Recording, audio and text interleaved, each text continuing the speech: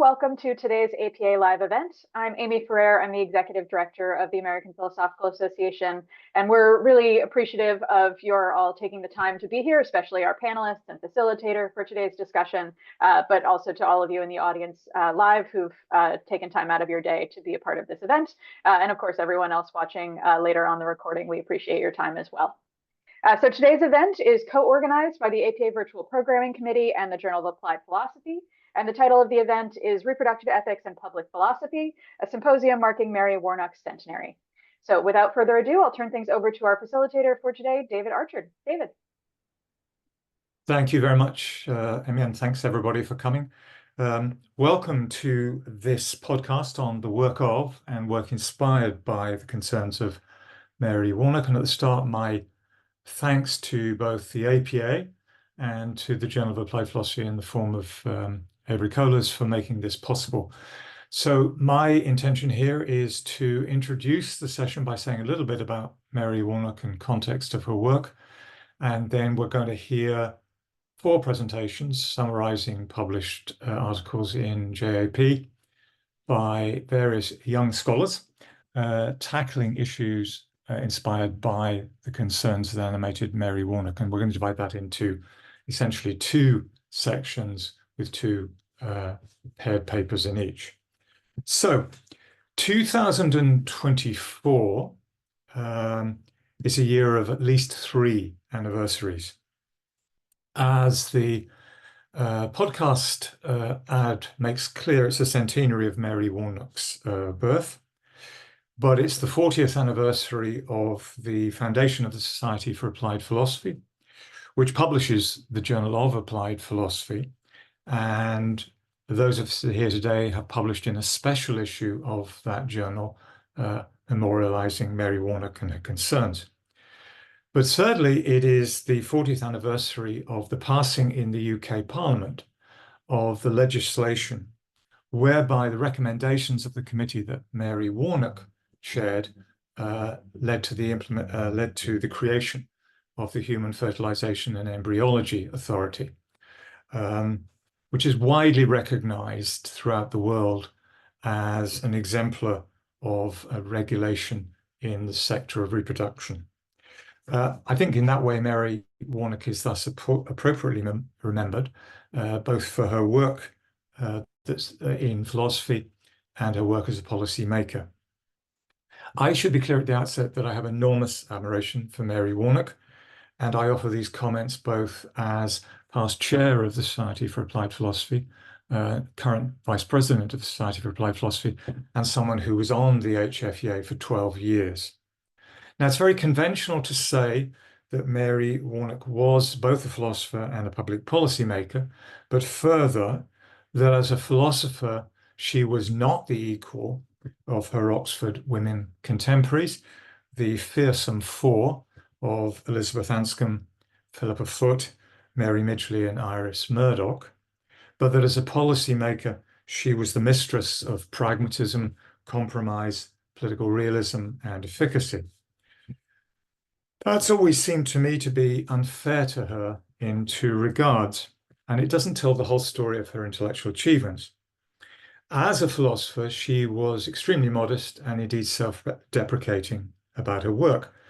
And she also worked for most of her life outside the university in secondary education. Yet she did write a very important book on the imagination. She published an early appreciation in book form as an Oxford philosopher of the work of Sartre and French existentialism. And she offered a deceptively clear and acceptable survey of ethics in the English-speaking world. It's easy now to forget how Oxford philosophy in the 1950s and 1960s disparaged ethics, and especially practical ethics, which it saw as not a proper part of philosophy, and as to be considered, at best, not as an academic subject, but as essentially the writing of thoughtful, intelligent, educated persons. It says something, indeed it says an enormous amount, that the first president of the Society of Applied Philosophy was A.J. Freddie Eyre, who is best known now for his emotivist, widely characterized as the boo-hurrah theory of ethics and moral language, and who was in fact chiefly known as a public figure pronouncing on various matters on TV and in the press. Mary Warnock was very clear about the sterility of moral philosophy at the time. She is damning of the major writers who offered themselves as ethicists, and presciently, she praised the emerging work of her contemporary Philippa Foot as a sign of a proper regeneration of philosophical ethics. Now, as a policymaker, Mary Warnock was thoughtful, and she thought as a philosopher about how to meet the challenges of successfully implementing policy on important matters. For her, the context for doing so and doing what she called public philosophy had the following elements. First, it meant identifying those issues that had arisen as a result of scientific and especially biotechnological developments. And in doing so, understanding and being very clear about the science and thus what was possible and what was not possible. Secondly, she thought there were matters that demanded regulation and which were thus not to be simply left outside the scope of governance. But those matters were nevertheless, she recognized, third, the subject of significant moral disagreement amongst the citizens. And fourth, the members of that citizenry were in a liberal democratic society entitled to have their views and feelings taken seriously and taken account of as equals. Her view was that those who engaged in the world of law and policy, which she was throughout her life, need to do public philosophy, which means setting aside the particular private moral views that one holds and try to find, explain, and defend a position that command public acceptance. Not necessarily acceptance of the content of any proposed law and policy, but of the necessity for something that provides governance and what is proposed as the best that can be managed. Now, I think, and I've said so in the article, she bears comparison with the work of John Rawls and those who write in the wake of John Rawls, but certainly without the sophisticated philosophical machinery that Rawls brought to bear on the problem. Moreover, she was concerned with actual, not hypothetical consensus, and not on general principles of justice regulating the basic structure, rather on specific laws and policies that might regulate the applications of basics of new science. I note in passing the notorious difficulty John Rawls had in political liberalism in applying his own concept of public reason to the contentious issue of abortion. I should add that Mary Warnock did not believe in the ethical expertise of academic philosophers, and she was highly skeptical about what could be achieved by what she called the breezy utilitarianism of some philosophers. I think we all know who she had in mind. She was sharply critical of the limits of failing of a utilitarian ethics in this domain at various points in her writing. In all of this, as a public philosopher, her role in creating the HFPA was exemplary. It is noteworthy that this year, 40 years after the relevant act, there has been a review by the authority of the legislation, which after that period of time is clearly showing its age. A review in which I participated that sought to recommend to the UK government changes to the law to take account of developments that Mary Warnock could not have foreseen, such as the precise editing of the genome of an embryo, artificial gametes, and more recently, the creation of what I think the accepted term now is embryo models. Mary Warnock's report bequeathed to us the notion that the human embryo has, in her words, a special status, a phrase that she later and publicly regretted coining. But she also bequeathed to us a recognition that what we might be permitted to do with embryos is the key and most difficult issue in the licensing of fertility treatment. She also said of the work of the HFPA that it would be harder to think of a more important matter than that of how we create life. In the articles we'll now discuss, it's heartening to see just those questions. What is the status and value of an embryo? And what are the precise responsibility of those who procreate, given the serious philosophical consideration that they deserve? That, I think, is fitting tribute to the legacy of Mary Warnock. So we have 4 pieces to discuss. The first 2, to repeat, are on embryonic ethics, the latter 2 on parental rights and duties. We'll hear and discuss them in 2 pairs. Each of the first 2 speakers, Megan and Olivia, will spend 5 to 10 minutes to summarize their paper, and that will allow us 15 minutes of discussion before we move on to the next 2. And I hope, although I'll lead off on the discussion, others in our group will contribute. And please, those in the audience, do ask questions in the chat function, and I'll try to feed those in as appropriate. So without further ado, can I ask Megan to make the first contribution?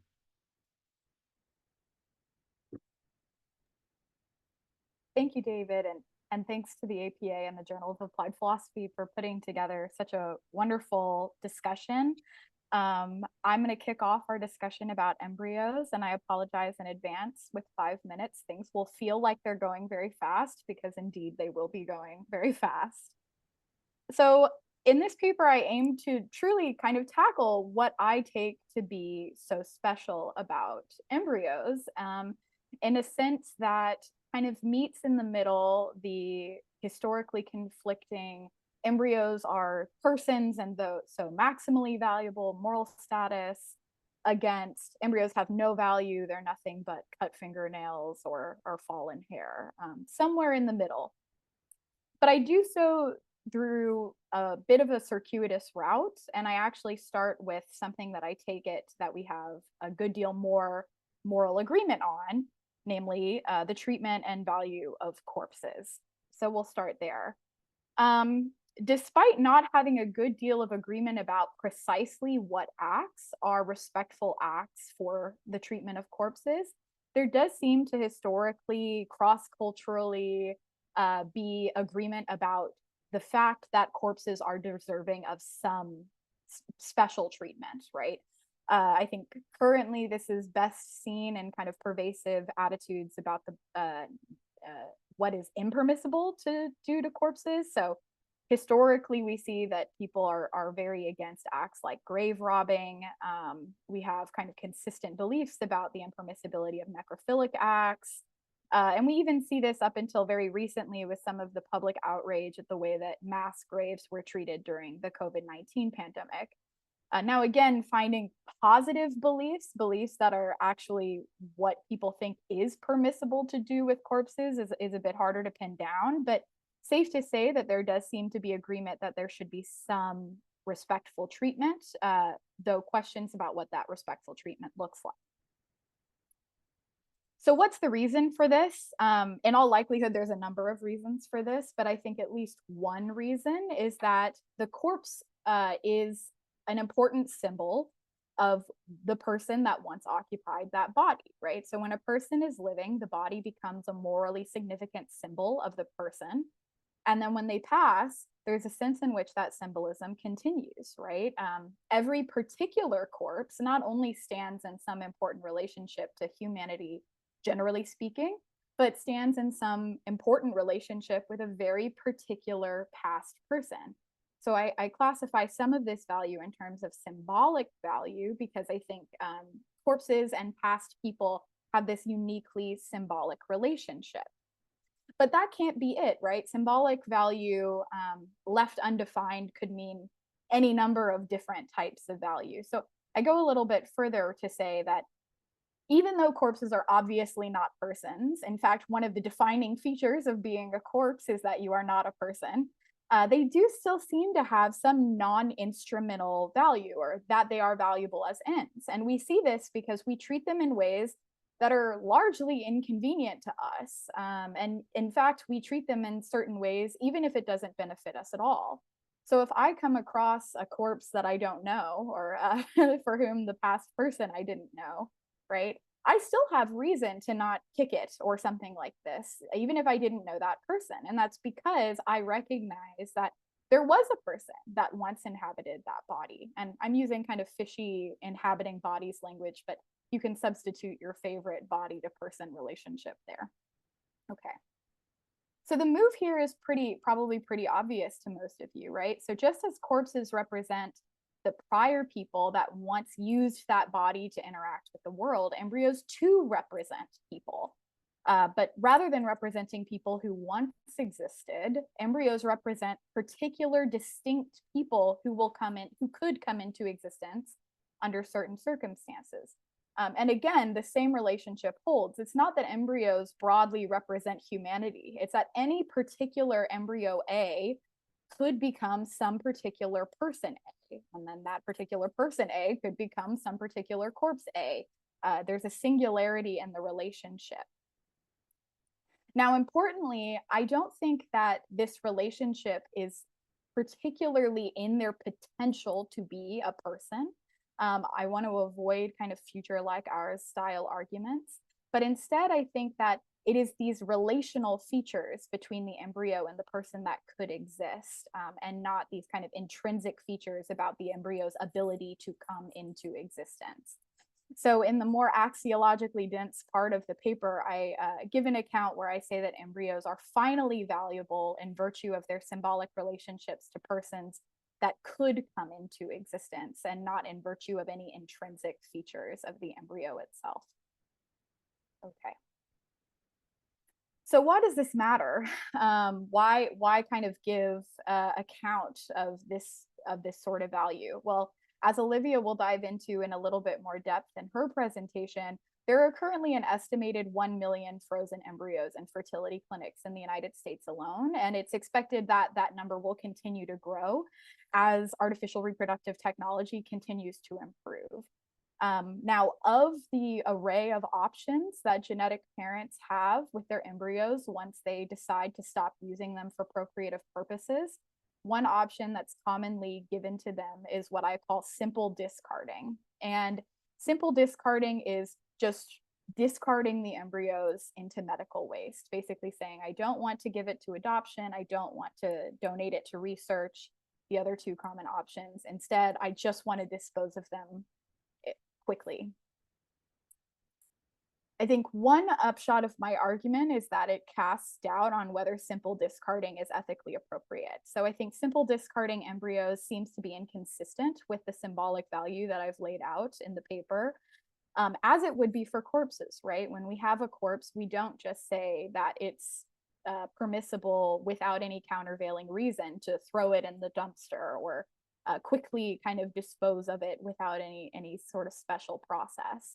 And there's different ways of kind of cashing out what the act of simple discarding could be expressing, but I think broadly it doesn't recognize, promote, or protect the value of embryos as I've laid it out here. Now, that said, as with any kind of value-based argument, that value has to be weighed against the values of other things in the decision-making, right? So if there are strong reasons in favor of discarding, then it may be ethically appropriate to do so. Some candidates for that might be strong parental preferences to simply discard. Say you have genetic parents who really believe that this is the only treatment of their embryos that they would be able to live with themselves with. That would be a strong reason. Practical reasons also come into consideration here. If the institution is really constrained by the use of how they treat their surplus embryos, that could weigh into the decision making. But I do think that my argument shows that if there's only minimal reason in favor of discarding, then treating embryos consistently with the value that I've laid out should take priority. And so in these cases, I have in mind cases where parents have minimal to no preference about what happens to their embryos, then I think at the very least, it seems permissible to nudge them against simple discarding. Okay, that's the quick version. Thank you so much again for being duly diligent about timekeeping. It's appreciated. So we'll move swiftly on to the paired paper, which is from Olivia. And I hand over to you now, Olivia. Thank you so much. So yes, my paper picks up on a lot of themes in Megan's paper, and what I'm working on is ethical issues tied to compassionate transfer, which is this fringe method of embryo disposition. And I'm going to define it a little bit more in a second. My main claim is that compassionate transfer should be offered as a standard disposition option rather than something that we only provide when patients request it. So for context, as Megan kind of set up, there are over 1 million frozen embryos that are left over from IVF cycles. It's pretty common, about 25% of couples do have embryos left over from each cycle. And this excess number of embryos does create a lot of ethical and logistical issues for clinics, especially once patients become non-contactable and they stop paying their fees. The question is, what do we do with these embryos? And there are, besides just continuing to store them, there's 3 main disposition options: donating to another couple, donating to research, and lab discard or destruction. And each of them is problematic for patients in different ways. So for many couples who see their embryos as a symbol of their relationship or as virtual children or siblings of their current children, giving them away to another couple can feel like child abandonment. Meanwhile, giving them to research also doesn't really sit well. And this is exemplified by the worry that the research could cause them suffering or that the research could hurt the embryos. So it's incongruous with their parental feelings or value that they place in their embryos. And then the simple lab discard, it's also unpopular among patients because it's seen as a waste of something really valuable, which they put a lot of effort and resources towards. So despite having to shoulder the cost of this, 2/3 of patients elect continued storage and 20% do so indefinitely.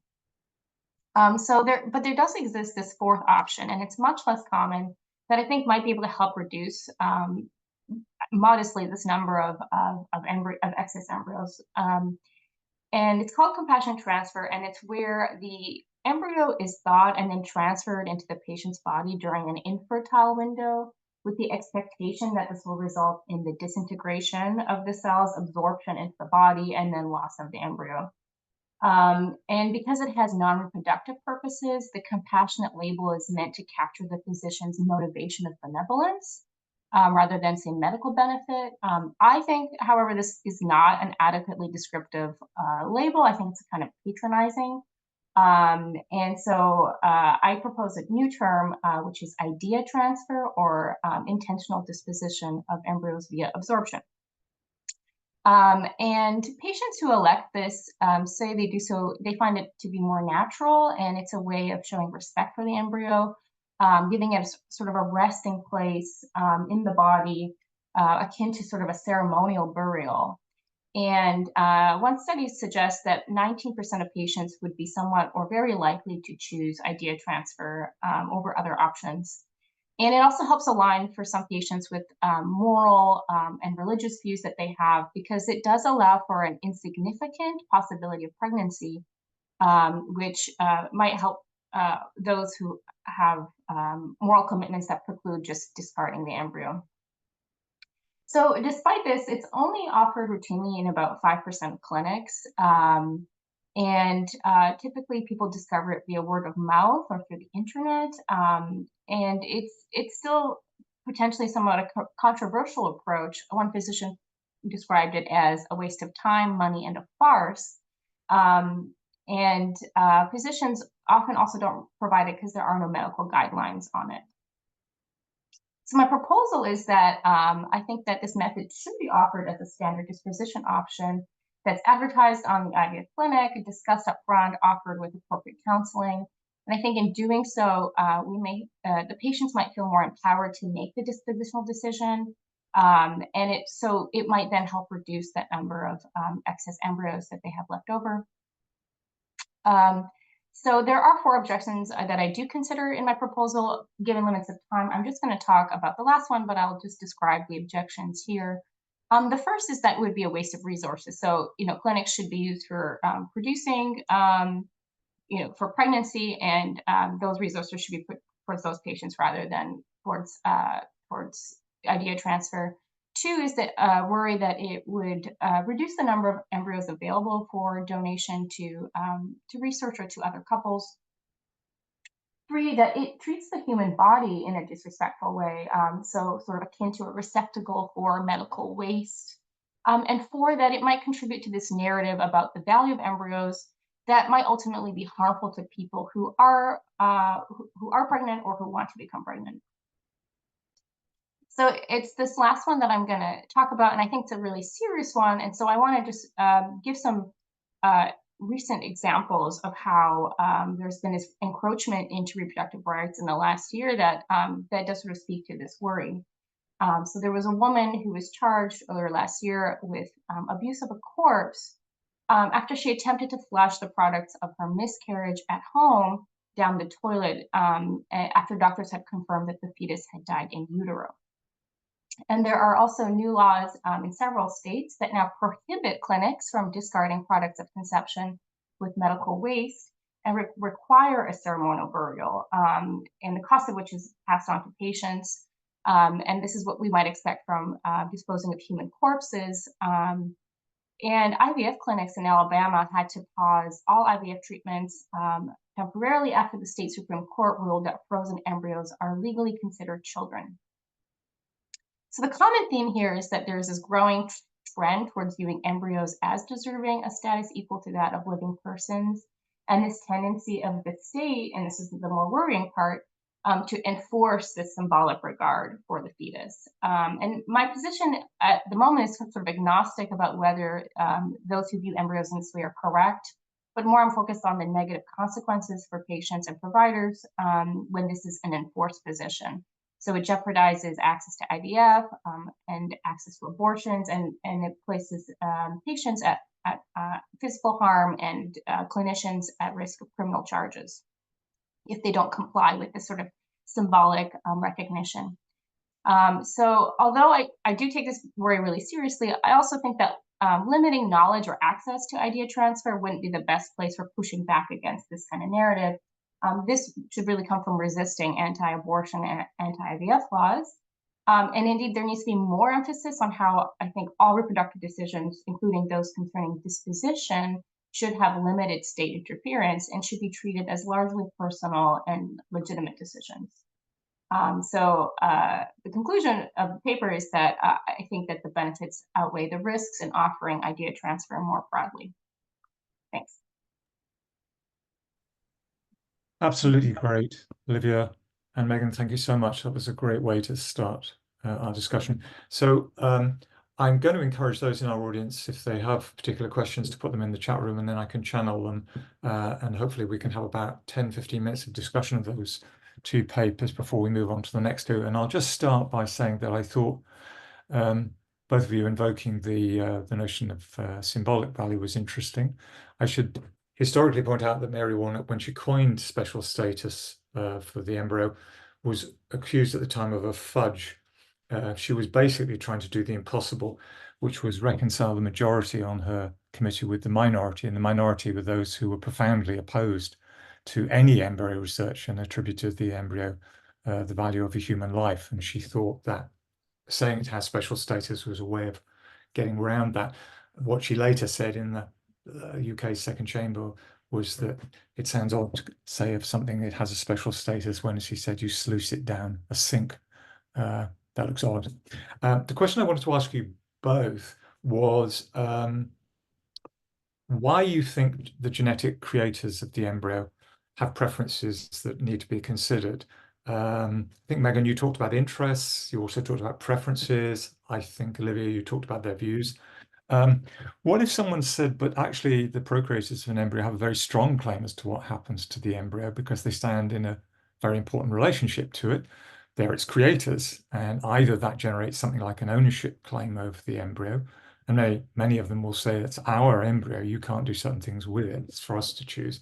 Or they will say, without invoking the dubious notion of property, they will say something like, but look, this carries in it our genes. And that has a real symbolic significance because it's our perpetuation across time. It's our inheritance. And just as, I think, Olivia, Megan, sorry, you used the notion of the corpse as a relic, something that, as it were, reaches back to the past. Some will say, well, the embryo reaches into the future. It's what we are, in some sense, in the future. So I just wondered if both of you could say a little bit more about how you as it were, balance the value and status of the embryo against what you variously called the views, preferences, and interests of those who actually brought it into existence. So I don't know whether you want to go first, Meg, and then ask Olivia for her views. Yeah, I can answer first. I mean, well, one, I'll flag, there doesn't seem to be a good deal of consensus about the actual relationship between the genetic parents of the embryo and the embryos themselves. And part of this is because there's so much interference involved in the creation of the embryo. And so to say, the genetic parents made the embryo is true in some sense and not true in other senses. So I think it's very complicated. Setting that aside, when parents feel this claim, this strong claim about what they would prefer to do with the embryo should they finish using it for procreative purposes, I mean, I think it's morally relevant, and the strength of the interest is morally relevant, but it gets weighed against these other competing demands. And I think we can look at other cases of things with value that people own to see that this isn't like a particularly unique case. So think about art, for instance. This, of course, controversial for some, but people that own art are not always permitted to treat it in whatever way that they want, even if they own it. People who own historical homes or things that have kind of historical value as seen by particular countries aren't permitted to do with those things whatever they want. And if given, I have a couple other examples, but I don't want to use too much time, just to say that it's not a particularly abnormal case to say, even if you do have 100% ownership over something, it may still be inappropriate to treat it in particular ways. Thank you. Lou, do you want to add something? Yeah, I mean, I think Megan and I are sort of a little bit on different sides of this, because I think that reproductive decisions are among the most personal and individual decisions someone makes, and I think there's pretty strong arguments for why there should be sort of little interference into people's decisions in that regard. And I mean, at least on my view here, I'm saying it really should come down to the patient, which option they want, whether it's simple discard, compassionate transfer, something else, or what I've been calling idea transfer. But I think there's also there's going to be some kind of interaction with, the medical personnel have to be complicit in your decision, and there do have to be some, or the other partner, or there are certainly things that might go beyond what would be respectful. So it's still mediated, I think, socially. But for me, I think it should be primarily the decision of the patient. Perhaps I should put to both of you the questions that are appearing in the chat, just the pretty obvious ones. And that is, how much daylight is there between symbolic relationship to a future person and potentiality to be a future person? And I think you both want to resist the idea that an embryo has value as a potential person, because that leads into particular problems about position on abortion. But I wonder how you distinguish that symbolic relationship to a future person from, as it were, the potentiality to become a person. Yeah, I can address this. I mean, in all honesty, this is obviously the trickiest move of my argument, and one that I still kind of struggle to get clear on every verbalization. I think one thing that makes me feel that this claim about the extrinsic property, the relational property of the embryo to the future person is distinct from the sort of potentiality worry is that, in fact, we feel that these embryos have value even in cases where, in fact, the likelihood of successfully allowing that embryo to become a potential person is very low. And even if we want them to become potential people, right? Cryopreserved embryos have a very relatively low success rate of becoming successfully gestated persons. I think recent data puts it somewhere in the 40%, 45% range. There's interesting questions about whether or not that's due to particular features of cryopreservation or particular features of the IVF process itself. But in fact, the number of embryos that are cryopreserved and waiting to have a dispositional decision will ever successfully become future persons. And yet we do see these attitudes from genetic parents that Olivia discusses that feel like, in fact, they are children, siblings of existing children. They've people who have imagined these whole futures with, like, you know, say embryo A had pre-implantation genetic testing that showed a predisposition to asthma, and embryo B didn't. And the parents have imagined a whole future bringing the inhaler to the game, or the playground for embryo A, where they haven't with embryo B. These sorts of kind of relationships that people create with these embryos exist regardless of their actual potentiality. And of course, that's one way of kind of understanding the difference between them, but it's a way that I find compelling when I'm thinking about these issues, that it's not just kind of in a vacuum saying that embryos are valuable, but that in fact the people who have these kind of interactions with embryos, and indeed people who do fertility medicine and creating the embryos, who say, well, this feels kind of weird to just slaw them into medical waste, that they too kind of feel this pull regardless of its actual potential.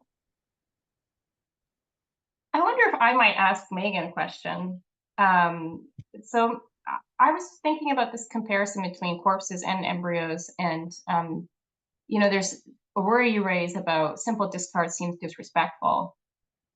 And I mean, it would seem to me that it would actually be, if we compared this with corpses, it might be disrespectful if we wanted to cryopreserve, or I don't know if maybe it wouldn't be disrespectful, but what if we wanted to cryopreserve people when they die? Every person that dies, we just start cryopreserving them as we do embryos.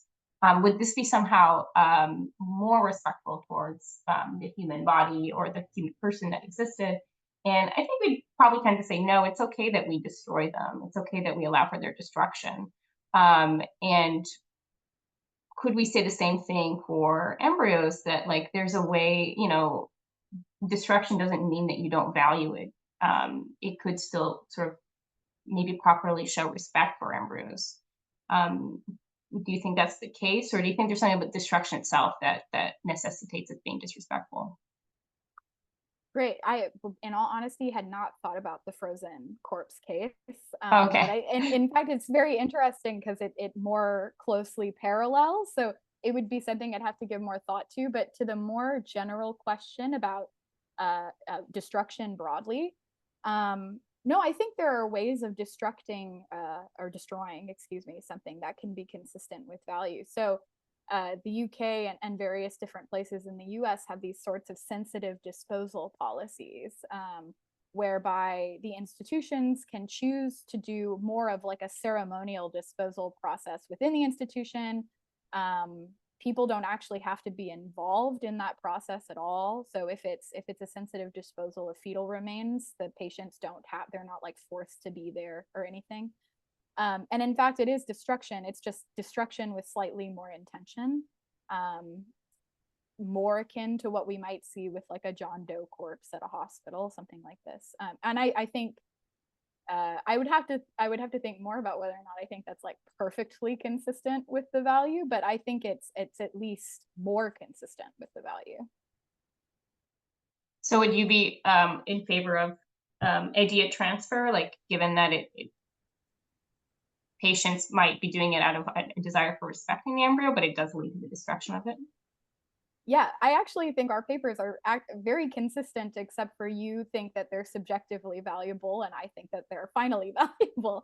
But that in many ways, compassionate transfer could be a respectful treatment and is in line with the attitudes that we both are trying to be sensitive towards. Right, right. Great. I'm going to suggest that's a nice point to finish our first two.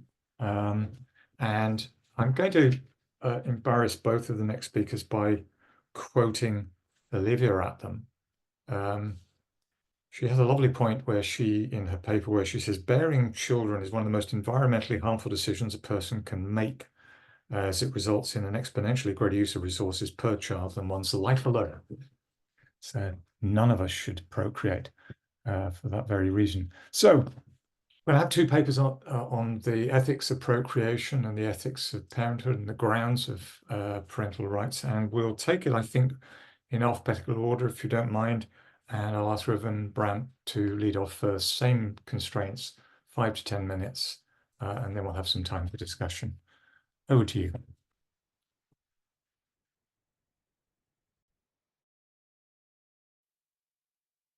Oh, you're still muted, Ruben.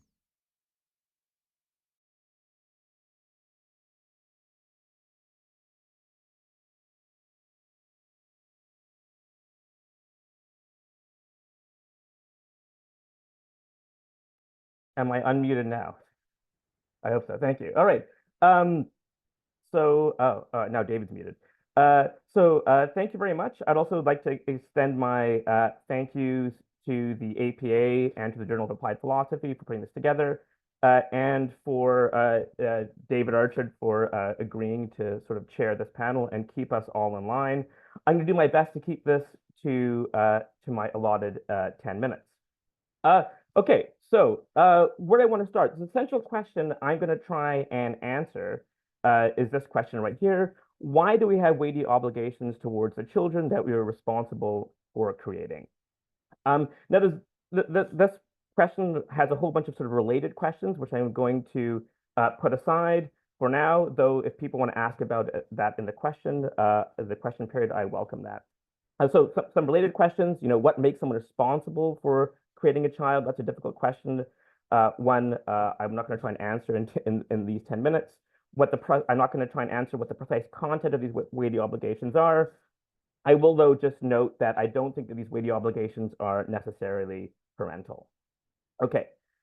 Now, of course, those familiar with this literature will note that not everybody agrees that those who are responsible for creating children have weighty obligations towards the children they help create. On sort of more extreme end of sort of the light obligations view might be somebody like Jeff McMahon, who seems to suggest that when we create children, all we have to do is make sure that they have lives that are on the balance better than having no life at all. I think sort of less light obligations view might be the view of Elizabeth Brake, who thinks that responsible procreators might just owe reproductive costs, but don't have the kind of really weighty obligations we normally attribute to those we think are responsible for creating children. And we can think about things like child maintenance obligations and things like that. So where I want to start is just giving two cases to try and prompt the idea that this idea that procreators have weighty obligations is in fact reasonable. So here I want to think about these two cases. The first is the case I call the philanthropist. So here we can imagine these two people who are very wealthy. They want to use their wealth to support two places in a private orphanage that is better than the state-run alternative. The children in this sort of private orphanage have lower life prospects than those raised in a non-institutional setting. Life is hard, but definitely well above what we might consider sort of a life nearly worth living. It's definitely better than the state-run alternative as well. The philanthropists could do more for the two children they hope to help and support. They could raise the children themselves. They could provide more resources to the orphanage, but they choose not to. And I want to contrast this with the reproducers. The reproducers conceive twins. Shortly after having twins, they realize that having children is much more work than they anticipated and decide they don't want to actually parent after all. There's nobody available to adopt the children. They look at their options. They decide that they want to place the children in a private orphanage rather than the default public one, but want to defray all the costs. So nobody's made worse off by their decision to put the children in this private orphanage. The reproducers could do more for their children. They could, in fact, raise them, but choose not to. They'd rather use their time and resources to pursue their preferred pastimes. Okay, so in sum then, both the reproducers and the philanthropists provide 2 children with a better start to life than they might otherwise have. They could do even more, but do not. Of course, though, at least I think we'll share this intuition, our assessment of the philanthropists and the reproducers are vastly different. The philanthropists, we think, are deserving of public praise. It would make sense for the private orphanage to put a plaque recognizing their donation. It would be appropriate for the beneficiaries of the philanthropy to thank the philanthropists for providing them a spot in this orphanage. We don't think the same about the reproducers, right? We don't think the reproducers are deserving of public praise for their decision to place the children in a private orphanage and defray the costs. And I tend to think that the offspring of the reproducers would be justified in resenting the reproducers for their decision. I think this difference is best explained by what I want to call the weighty obligations view, the view that if we are responsible for creating children in the right kinds of ways, we acquire weighty obligations towards them. Okay, and this is a view that is shared by many. Of course, trying to ground it has been very difficult. One common approach to try and provide a philosophical basis for what I'm calling the weighty obligations view is the duty to compensate for or avoid harming others, right? The idea here is that when we create children, we expose them to lots of potential harms. And so what grounds our duties as reproducers to provide support for the children we are responsible for creating and help support them is this duty to avoid causing harm to others. Though I think that this view results in sort of harm-based accounts of procreative obligations results in 2 very big problems. On the one hand, it might lead to antinatalism, depending on what your thoughts are about the environmental cost of having children. Maybe you don't see that as a problem. I don't know. And also, the other problem, though, is it actually tends to really only provide a justification for the sort of minimal obligations, not the kind of weighty obligations I have in mind. And if our intuitions are aligned with the reproducers' case, think that reproducers have towards their offspring. Why is this? Well, there's tons of accounts of harm out there. I'm going to walk us through one. So let's say we accept the counterfactual account of harm. So the idea that to harm someone is to make them worse off than they otherwise would be. How would this apply to the reproduction case? Well, for one, we normally think that redress is for harms we cause is only appropriate when the harm is wrongful, right? If we think about it, I do lots of things that make people worse off than they otherwise would be all the time. I don't owe people compensation for that. So I apply for a job, I get the job, somebody else doesn't get the job, I've made the other person worse off than they otherwise would be. I don't owe any compensation. It seems like wrongdoing has to be paired with harm for there to be any kind of duty of compensation or redress. If that's so, then in the reproduction case, harm can only get us compensation if we think there's a wrongful element to procreation in the first place. Now we end up down what I think is a reductio, the road towards antinatalism, and that seems unsatisfactory. The other problem is, how do we determine what is owed? So normally if we harm somebody, we think we have to make the individual whole again, sort of return them to the pre-harm state, make it so that they're no longer worse off. Well, in reproductive cases, that seems to make it such that coming into existence isn't a net harm, and thus we're back to sort of the Jeff McMahon view that what we owe individuals is merely to make it such that the life overall is worthwhile. So I think harm-based solutions are not going to succeed. Okay, all right. So what is the right answer? So I wanted to defend this claim that what grounds our procreative obligations is what I call the directed duty of care. And here I want to introduce a bit of new terminology. So I think I want to use harm in the way that it's used in the counterfactual account. To harm somebody to make them worse off overall. I want to introduce this other term, an injury. An injury or being injured is to suffer a local decrease in some dimension of well-being. So for example, we can be injured without being harmed. Here I'm thinking about, Feinberg's rescue cases. If somebody comes and rescues me from a burning building and in the process breaks my arm, well, I haven't been harmed, so I'm not worse off than I otherwise would have been, but I have been injured. I've had this local decrease in well-being, namely my arm's been broken. And what I want to argue is that on reflection, we have a duty to minimize the severity of injuries resulting from our actions even when no harm is likely to arise. And this is what I call the directed duty of care. So what does this look like in a case? So I want us to think about this camping trip case. We can imagine this person, Frank, takes children camping, knowing the risks of there's some risk of moderately irritating ant bites. Frank sees a row of ants about to enter the kid's tent. Brushing them away would take non-trivial effort. He'd have to get out of his tent and go and sweep the ants away. And he's tired after taking kids camping all day. He notes to himself, even if the children are bitten, the benefits of the camping trip will definitely outweigh the discomfort of the children having these bites. So even if the ants bite the children, having taken them on the camping trip wouldn't be harming them. You might ask yourselves, does Frank have to get up and brush the ants away? And at least I think there's a pretty stable intuition. The answer there is yes, right? Even though he doesn't risk harming the children if he doesn't get up and brush the ants away. So that he would not have harmed the kids if he chooses to stay in his own tent is no excuse for not putting in this extra effort. So I think we have the duty to take on costs to prevent our prior actions from injuring others, even if that same action is not likely to result in harm. Okay, so what does this mean for procreation? Well, I think responsible procreators have a stringent duty to protect their children from injury. This means providing children with all sorts of things like care, education, and other kinds of resources that prevent children from suffering these local decreases in well-being. And this demands much more than a life worth living. So if we revisit the philanthropists and the reproducers, the philanthropists act on supererogatory and thus they're deserving of praise and thanks.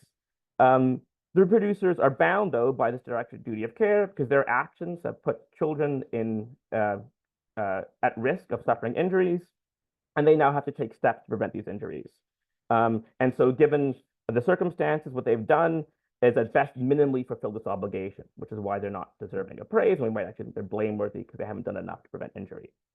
So I think at least my directed duty of care gives us a basis for distinguishing these kinds of two cases and explaining why the reproducers have weightier obligations than the philanthropists, and help solve this problem of why procreators have obligations to the children they've helped create.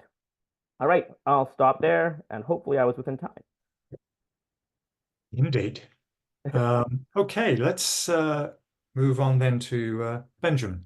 He's going to talk a bit more about the rights of parents. Thank you, David. And I can only echo my previous co-panelists. I'm very grateful that this event was put together, and yeah, enjoying it a lot so far. I hope you can share my screen here. See it. So yeah, from duty to rights, I mean, perhaps a bit of background how I come to this topic. I'm going to talk about the project view of the right to parent, in particular, the moral right to parent our own biological offspring, or particular parental right.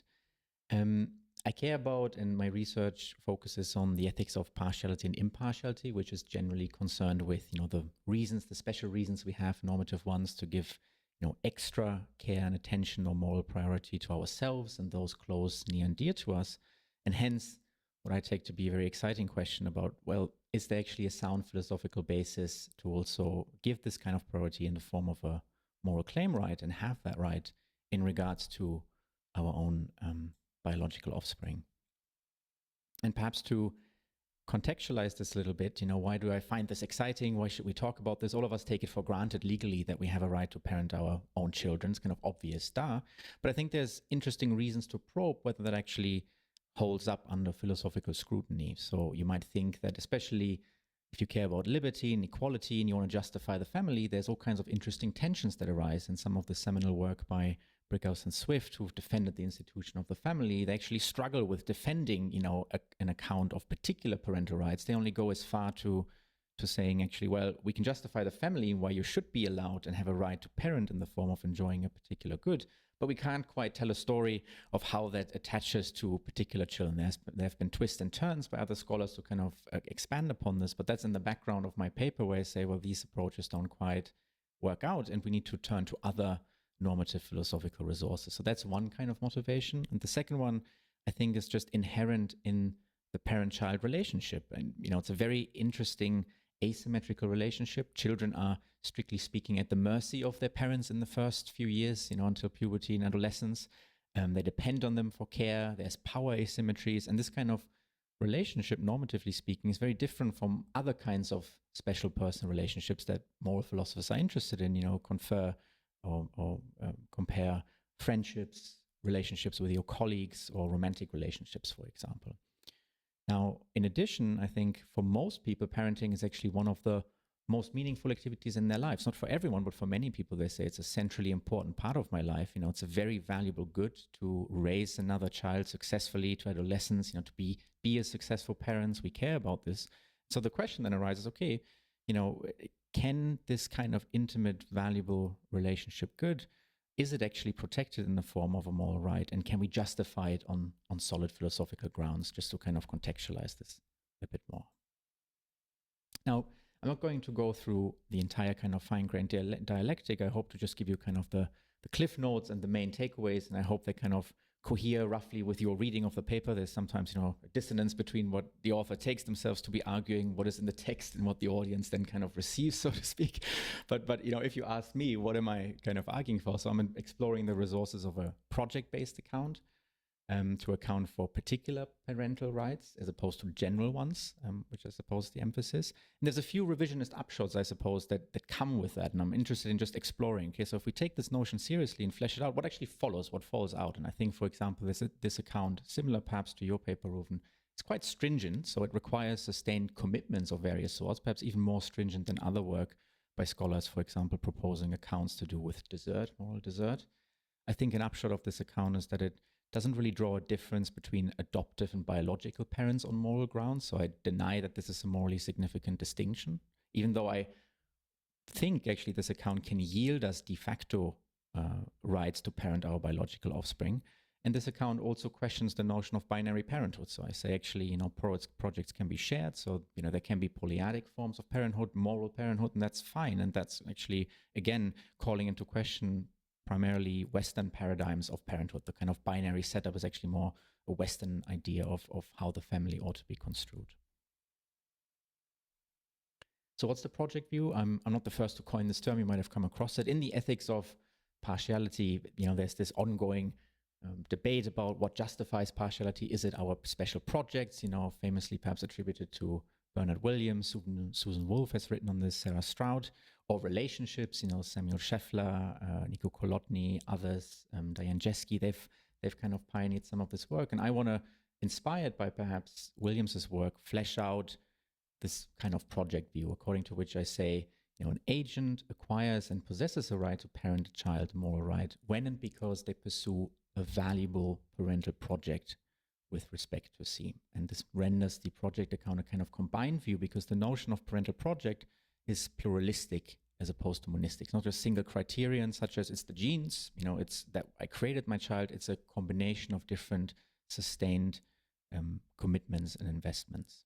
And I argue that pursuing these kinds of parental projects amount to, or the projects themselves are non-substitutable family good. They're a special kind of good, and essentially our right to parent our children, particular right, is a right to enjoy this kind of good. And there I'm kind of following some of the work in this vein by Brickhouse and Swift, to essentially say our right to parent in general, our justification of the family, is a right to enjoy the good of the family. So it's this kind of relationship-based goods account that I'm here kind of presupposing. And the dialectic goes that because this kind of good of enjoying a parental project already precedes the birth of a child in most cases in our world, at the point of birth, we can point to it to say, look, there's a weighty consideration here that parents have an interest in, and as long as they're sufficiently adequate, this kind of interest should be protected in the form of a right. That's the short version. Now, this notion of parental projects needs some fleshing out, and I try to do this, and again, just to perhaps sketch some of that. I think a parental project is a kind of threshold construct. It manifests only if and when, or when and because a relevant number of engagements regarding the upbringing of a child have been maintained for a sufficient period of time. So that these projects require a certain degree of continuity in goal-oriented action. Otherwise, we couldn't quite distinguish them from preferences, wishes, or needs. That's just kind of what a project is. It needs to be sufficiently pervasive. It has a certain multi-dimensionality, so it's referred or comprises a related and connected set of physical and psychological commitments aimed towards rearing a child. And I make this uniqueness claim. I try to show that, look, I think this kind of good is distinctive. It's unlike other goods, such as, pursuing other valuable projects, writing a book, being a teacher, or building a house. I'd like to perhaps just, elaborate a little bit on some of the implications I've mentioned. So I think this kind of account makes polyadic forms of parenthood possible, by which I mean, multiple moral parents, including the grandparents, can be moral parents for a particular child. And it thus accommodates, alternative parental setups, such as communal forms of child rearing, or the kibbutz, for example. And I think there's consequently no arbitrary privileging of binary parenthood, of course. And the main reason, I suppose, that I put forward in the paper is that the constitutive elements of parental projects can be shared among several parties. Although the approach doesn't categorically distinguish between biological and adoptive parenthood, I think it can nonetheless provide a de facto justification for biological parenthood. It just doesn't necessarily normatively follow from some criterion. The reason for this is that in most instances in our world, the biological creators, that have a relevant project with respect to a particular child, gestating child, are the biological parents. It's a bit of a, a debunking story, as it were. There's just nothing normatively special going on. Just so happens that if you permissibly procreate, and you will probably have a project with respect to your gestating child, and therefore you'll also have a moral claim. I mean, there's interesting complications, and of course can arise. But because your investments will have centered on a particular child, we can therefore also capture biological parenting, so I claim, without actually an appeal to biology, as it were. And lastly, last thing I want to cover are some of the implications to illustrate the account. And so I say that I think the project view has interesting and plausible implications in the context of surrogacies, so assisted forms of reproduction. And these are quite interesting to discuss as normative theorists, because they're ripe for disagreement and people have different claims. And then, you read newspaper articles or rulings where, say, gestational surrogate claims they actually want to keep the child. And I think the implications of the project view are plausible insofar as that they imply that in pretty much all consensual surrogacies that exist, the conceived child usually belongs, or the right to its rearing belongs to actually the commissioning parents, the people who actually wanted to become a parent. Because in most cases, for example, surrogates only have the project of bringing their surrogacy or their pregnancy to completion. They don't have a project to actually rear the child. And I think that's quite plausible and differs from other accounts which perhaps categorically oppose different forms of surrogacy. I'm thinking in particular about accounts proposed by Anka Georg, who say, the child has an interest, or, it always belongs to the gestating kind of procreator. And I think that's an upshot of the kind of theory I'm proposing here. So I'm going to leave it at that, and thank you very much. That was wonderful. Thanks very much indeed. So, two very nicely complementary papers. And can I just start by saying that there's an interesting question here about how rights relate to obligations. And how obligations of procreators are to be distinguished between obligations of parents, and ditto for rights. So, I mean, one question then, to put Ruben very straightforwardly, is if you're a procreator with a set of obligations as to how the child is subsequently brought up, let's say, let's simplify and say it's to ensure across the child's lifetime the minimum amount of injuries. Are you under an obligation to transfer it to a better placed parent who actually would minimize the injuries for the child? And how would that sit with the view that was being defended by Benjamin, that the person who sets out to procreate a child and enters into the project of parent has a right to be that child's parent, which trumps any obligations they might have to minimize the injuries it has? Does that make sense as a question? I think I can put it to both of you. Yeah, no, that is a great question. So just to maybe repeat the question to make sure I have the most crushing part of the of the question right. The concern is that my view might lead to an obligation to put one's child in the care of others. We might find that problematic if somebody else might be better served to raise the child. So, I don't know, some form of sort of the Plato objection or something like that to child. Yeah. Yeah. Okay. Yeah. So that's a good question. So I mean, I think that in some cases, parents are under that obligation, right? If they think that the well-being of their children are likely to fall below a certain level. And that's a bullet I'm happy to bite. What about though? Because my view though seems to say that you have this this duty to sort of minimize harm, and there's always people who might be better served to minimize harm, unless I don't know, you're Jeff Bezos or somebody, right, to their resources. So why don't I have to allow those other people to parent my child? And so, you know, I guess you might not find this fully satisfying, but my response to that kind of question is that, well, I think that that duty is counterbalanced by a whole bunch of other kinds of goods. I sort of have a Rossian, pluralistic, deontic kind of view of the way obligations works. And I think that there are real harms to parents and people who engage in the parenting project to be forcibly separated from their children. And these two things have to counterbalance. And so in cases where I think children are at, you know, face really severe consequences of, or the possibility of, you know, severe harm or injuries, on my view, I think there may be a duty to put children up for adoption and things like that. And you know, I mean, I could go through possible horrible cases. I don't want to start, you know, engaging in philosophers thinking everything possible horrible. I do think that's possible, and I'll accept that as a possible consequence. But I think that outside of those extreme cases, other competing interests allow individuals who created children to continue on raising them. Right. I mean, before I turn to Imogen, I should say that Adam Swift and Harry Brighouse take this very seriously. I mean, what they call the redistributive scenario. Why not distribute children at birth to the best possible parents? And Anke Ghosh takes this very seriously as well. So I take it that Benjamin's going to say, oh, well, that some have very strong pro tanto claim to be the parents simply because they formed the project to parent that child. Is that putting words into your mouth, Benjamin? No, I think that's okay. That's fair. So can I press you, Benjamin, before I ask others? Yeah, of course. What about cases in which people don't have the opportunity to know that they might form a project?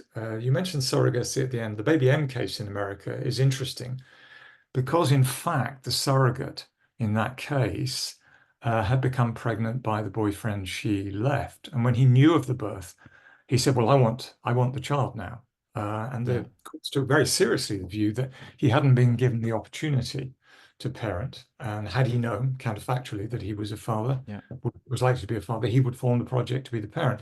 So are there going to be difficult issues about what counts as reasonable opportunities to form the project? I think there will. I mean, correct me if I'm wrong. I kind of see parallels between the case you're raising and perhaps the cryptic pregnancy case I'm also discussing, where, you know, which might be out of other forms of ignorance. I'm not withholding kind of the possibility from you, just I didn't know, and then, you know, all of a sudden baby pops out and I'm like, well, can I parent it now or not? Doesn't seem the project view can kind of account for that. Just like, well, you're not entitled to it. But I suppose if you were to press the view, I mean, I do think there might be, I'm not sure they're project inherent reasons, but, you know, other considerations perhaps to privilege you in, or give you priority in at least being allowed to form, you know, a kind of salient investment in those cases. But I'm not sure that my honest opinion, if the project view now has inherent resources to justify that, it'd probably be extra moral considerations to say, well, look, if you withheld me from my ability to actually form a parental project, that's objectionable in some respect, and therefore I should have some priority now, all other things being equal, to now at least suitably invest or commit myself to raising the child. Right. I wonder if I can ask Megan and Olivia whether they have questions they want to put to our two speakers. I'm still thinking on mine. Megan? No, I'd be happy to defer to some of the concerns in the chat. I feel like I maybe echo some of this. Okay, Ruben, you want to come back? Your hand is up. Yeah, I mean, I actually have a question for Benjamin, if that's okay. If you'd rather go to questions from the audience, I'm happy to. No. Go ahead. I don't see anything in that room at the moment. Yeah. Good. Yeah. So, the question I had, so, and this is sort of similar question I put to Jeff Millam. Jeff Millam has this labor investment account of parental rights, which I think is, shares some similarities with yours. Mhm. And the question I put to him, and I'm curious what your answer would be, is a concern I have about these cases is, you could have somebody who's completely unrelated to a child, but invest tons of effort into raising a child because they want to have a child. So you can imagine, my neighbor discovers that my partner and I are going to have a child, and this person decides they really want to raise the child and starts putting tons of effort, much more effort than I am and my partner. They start building, tree houses and preparing a room and setting up and, uh, education fund and all sorts of stuff. I guess my view is, and then they show up at the hospital and make this claim. Look at all the work I put in. This is how serious I've taken this project. I kind of think, well, we just discount those claims. That doesn't matter, right? And so I'm wondering how your view kind of handles that kind of scenario.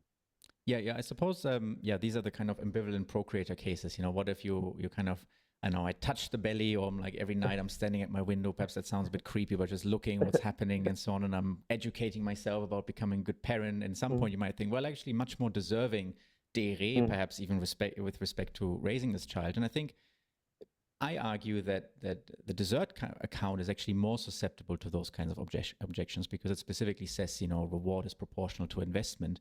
The kind of notion that I conceive related to a parental project, is a bit different from that, such that I think it can block some of these cases, and the ones where you might fill in all the contextual details. Now, you're actually my family friend, and you visit me and my partner during the pregnancy every day during the 9-month pregnancy, and you sit there and we go through everything. I'm actually happy to then say, well, look, you might actually also have a claim in such case, and it would be a case of polyadic moral parenthood in this case, which is of course quite revisionist. You might say, well, that's highly implausible, but I think that, I'm happy to embrace that kind of implication from the account, and probably say at the same time that I think it doesn't befall my account as much as it does Millam's investment view. Thank you. Benjamin, I'm looking at questions in the chat room and trying to put a thought together. There is a question about how you measure the degree of commitment to a project, which I think a couple are trying to get at. Is it the length of time you've sustained it, where you're going to have all the problems of somebody who at the last minute thinks, yeah, damn, I really wanted to be a parent. I'm sorry to disappoint. Yeah, I'm sorry to disappoint the practically inclined kind of medical and bioethicist as a philosopher and say, well, how do you measure it? Like, do you have it will be a function probably of significance and investment over time. But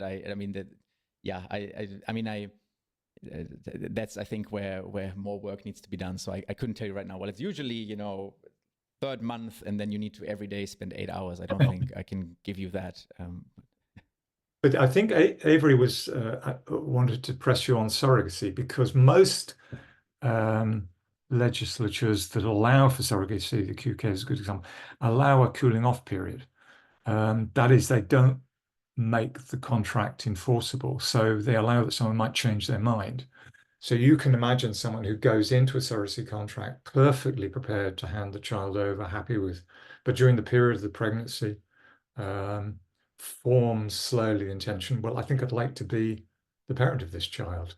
So the formation of a project is kind of late in the day, but it can be incredibly serious. And I suppose the question is, how would you deal with a case like that? Because might it lead to a lot of disappointed commissioning parents?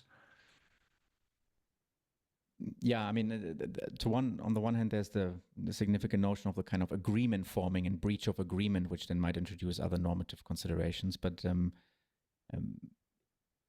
I suppose, the project view's answer would be that it might be in such a case that there's, actually a case of, again, multiple or threefold moral parents. And if it really were the case that, even though I tell you my project is just to bring the kind of child to fruition, and I change my mind, there would be a weighty conflict of normative considerations in such a case. So I do think that's implied by the account, yes. I'm wondering, Amy, we're on exactly 6:15 with 15 minutes to go, and we had a lot of time for Q&A from the audience. Do you want Amy to I'm not able where I am to see whether there are any hands raised in our audience. We don't have any hands raised at the moment. So it's just what's in the chat. Yeah. Okay, so I can keep moderating the chat and keep going. So if Megan and Olivia don't yet have a question, let me try one more for Ruben. Whether you hold a strict liability view of obligations. So there are lots of people who unwittingly or carelessly or negligently become procreators. Do you hold the obligations to be just as strict in those cases as someone who, as it were, intentionally and knowingly brings children into existence? Great question. Allows me to talk more about my view. So thanks. Yeah. So you might have in mind somebody like Rivka Weinberg, who seems to have a sort of strict liability kind of case. She talks about the two Joes in her paper and that kind of thing. Yeah.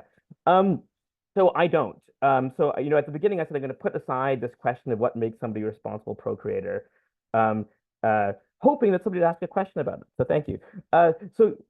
No, I think that to be a responsible procreator, you have to engage in an activity that has a reasonable, that's in which having a child is a reasonably foreseeable consequence. You do this intentionally, knowing the full nature of the circumstances, all that kind of thick stuff. And importantly, I think that biology doesn't necessarily have anything to do with being a responsible procreator. So I don't think it's the biological connection that matters. There's one place where I think I differ from, Rivka Weinberg, or David Benatar, or other people who have these kind of very biological accounts. I think if I have gametes stored in a bank somewhere because I want to use it for my own reproductive purposes later, and somebody goes and steals them and uses them to create a child, it's the person who steals them, who exercises control over them, that is the responsible procreator in that account, and it's not biology. So it isn't a kind of strict liability view. Now, of course, some people might push back and say, well, this might leave some individuals without adults who have these special obligations towards them to promote their well-being and take care of them. And I think that's true in some kinds of cases. Though I think that the state has obligations towards children, and we have general duties of beneficence and things like that. So it's not, the view doesn't imply that you can just sort of abandon children. But I think that these kind of weighty obligations I have in mind don't follow a kind of strict liability kind of framework.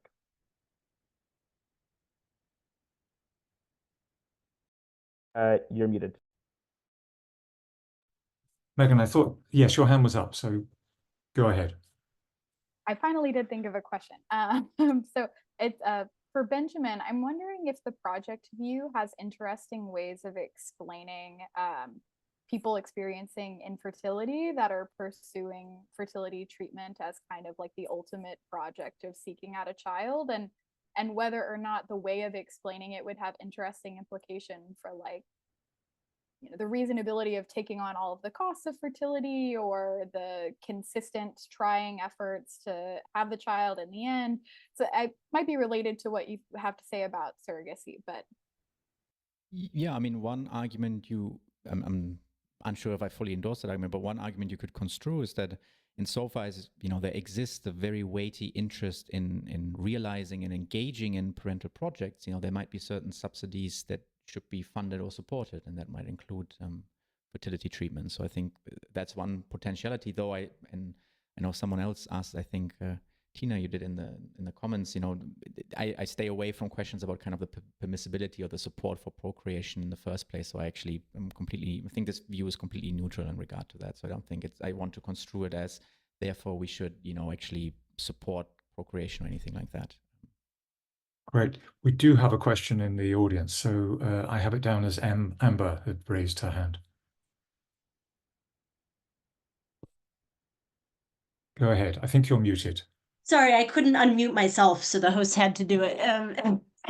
Thank you, everyone, for these. I really appreciate these contributions. I did want to follow up on Megan's question, though, and I mean, I think a lot of times when in both the kind of burgeoning philosophy of pregnancy and in reproductive ethics, things like we talk about like IVF and fertility treatments and assisted reproduction, but like we don't talk a lot about infertility and reproductive loss, which often I think throws a wrench into some of these intuitions that we have in cases. So like I asked Megan earlier in the chat about like, what about when embryos and fetuses become corpses, right? So we have something some people would call a human corpse. In Germany, there are laws also about, like, if it's over 500 grams, then you have to dispose of it like a corpse. It has to be buried or treated as opposed to medically disposed of, and so on. And so I wonder if that breaks down the analogy, or if it doesn't really matter. For Benjamin, I'm thinking about these reproductive loss communities, people who've experienced neonatal loss or stillbirth or miscarriage, who really, they insist on the ability to be called parents. And it's very, very important to these communities that they be able to call themselves parents, even though they have no living children and may never have living children. And I wonder how the project view meshes in, because there seems to be a commitment there, or something like a desire.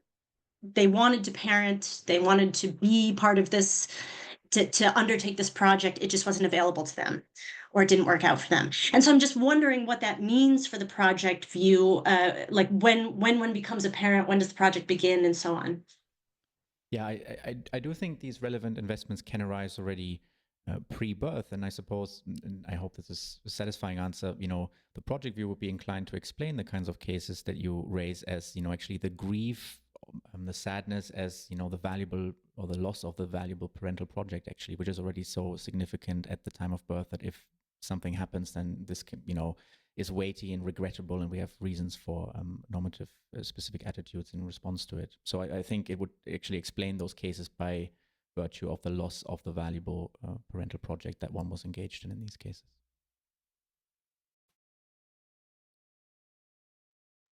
Ruben, is your hand the same one that was up earlier, or have you a new question? I always have a new question. I'm happy to ask, unless there's somebody else who hasn't asked. Oh, go ahead. Yeah, so my question was for Megan. So I noticed you sort of mentioned the sort of future like ours Marquis kind of argument. And so I guess I wanted to put a question to you and just see what your response is that his account is faced with, because I take it you want to avoid some of the conclusions he draws. And that's how do we differentiate gametes from zygotes or embryos, right? Why not think also that gametes are, symbols of future potentiality that are deserving of respect? And if so, then we run into all sorts of complicated questions and problems. Yeah, great question. So one of the things I didn't have the opportunity to say in the presentation that might be relevant here, I don't think that corpses and embryos are equally valuable, just that they have the same sort of value that attaches to them.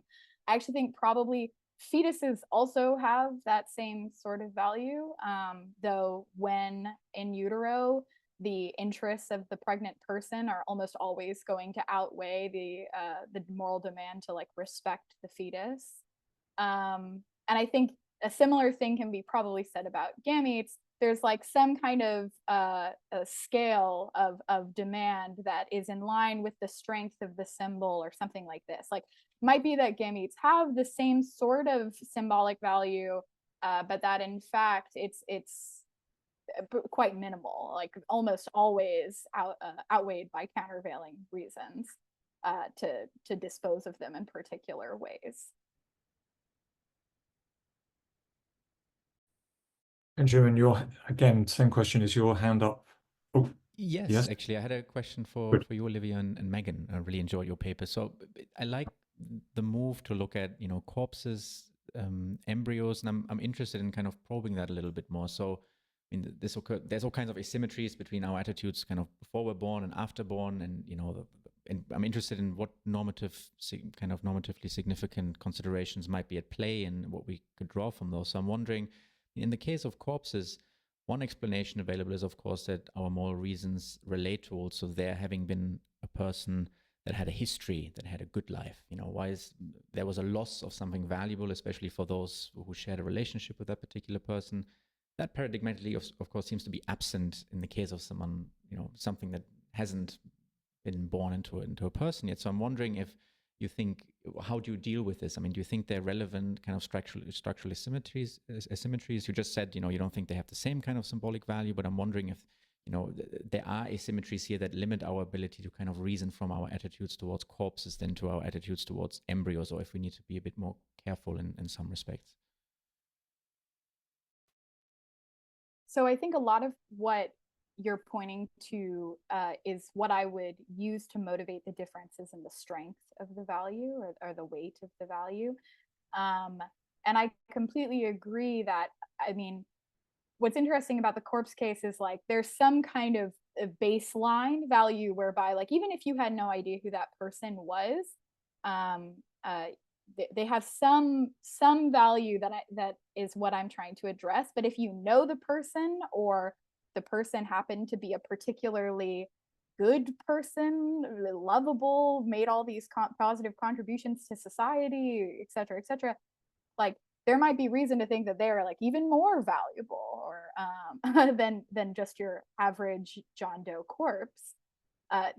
It's so strange to talk about these things in this sort of way. But I do want to push back a little bit on this claim that people don't attach these sorts of significances to their embryos, and what I said to a different comment, like people imagine these whole futures with particular embryos, even now that we have the ability to kind of piece together genetic profiles. I mean, it might not be the case that these imagined futures are even close to what would be tracking what it would be like to parent that resultant child should that person come into existence.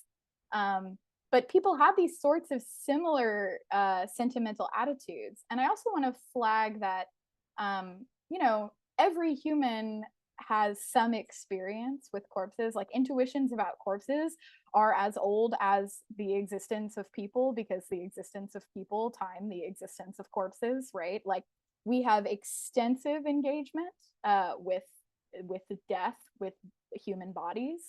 But it's only in the last 40 or so years that we've had any kind of engagement with extracorporeal embryos, right? Embryos outside of the body are something that we can actually see or engage with separately to our own physical experiences with them is relatively very new. And I think it's telling that the people who are engaging with embryos are the ones who have these sorts of intuitions. And at least from my experience presenting this in a variety of different contexts, I've found that people who have dealt with embryos either through experiencing IVF or working in some kind of fertility context, like share these sorts of intuitions about confusion about value. And it's those that have no personal experiences with embryos that kind of are like, well, they fall more along the lines of the cut hair or cut fingernails sorts of cases. And I do wonder how much of that can be due to like, well, so many people just haven't had any kind of reason to engage with embryos in the way that they do about like death of loved ones or something like this.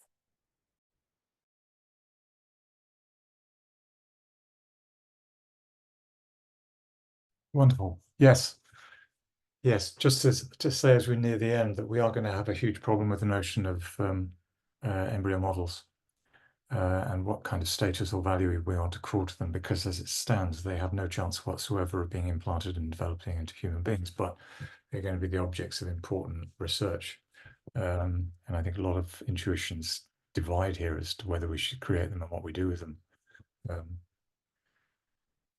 Yes, I had other questions, but I'm going to forego because I thought that was fabulous. Amy, I'm going to bring you back in because I want you to have the final word, but I would like, before you do, to thank our 4 contributors, Ruben Bryant, Megan Kitts, Benjamin Lang, and Olivia Schumann for superb, time-respecting summaries of excellent rich papers, which I had the chance to read and enjoy. So thank you very much. Thank you very much for the questions you stimulated and for the answers you gave. And I want to thank those in the audience who put various points into the chat, which we tried to deal with. That's it from me. Amy, over to you. Great. So thank you everyone for being a part of today's event, especially to our panelists and to our facilitator, David. We really appreciate the great discussion that we had here and all the time that you put into your papers and your presentations and questions and all of that. So our panelists have generously shared their email addresses for those who would like to follow up via email with any questions that you might not have gotten the chance to ask live, or that come up later during the recording, or that come up after as you continue to think about these issues. So feel free to use those. And there are also a few links on your screen, which I've also dropped into the chat. You can see and register for upcoming APA Live events on the APA website, as well as suggest topics for future APA Live events. Those go directly to our virtual programming committee. So if you enjoyed this event and would like to see more like it, feel free to make those suggestions. Also, please support the APA so that we can continue doing these kinds of events with your membership and with donations if you're able. The links for those are available as well. This event has been recorded. It will be available within a few days on the APA On Demand video library. The link for that is also on the screen. And you can find recordings of all of our past APA Live events there as well. So with that, thank you again for your time and effort and investment in this conversation. We really appreciate it, and we look forward to seeing you at a future APA Live event. Have a great rest of your day, everyone. Thank you. Thank you. Thank you. Thank you.